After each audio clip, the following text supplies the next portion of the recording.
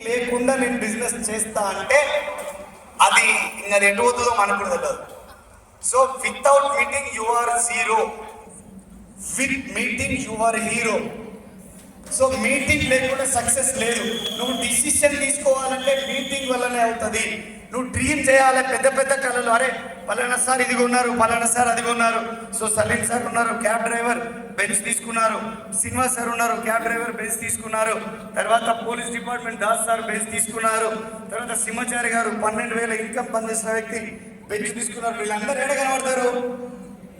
Meeting లో కనబడతారు. So ఈ మీటింగ్ లో మీరు ఎప్పుడైతే వస్తారో, అరే శ్రీనివాసారి చేసినప్పుడు నాతో ఎందుకు కాదు, సింహాచారి చేసినప్పుడు నాతో ఎందుకు కాదు, దాసు గారు చేసినప్పుడు నాతో ఎందుకు కాదు, తర్వాత సలీం గారు చేసినప్పుడు నాతో ఎందుకు కాదని మీ కోరికలు పుట్టేది అక్కడే, డ్రీమ్స్ పుట్టేది అక్కడే.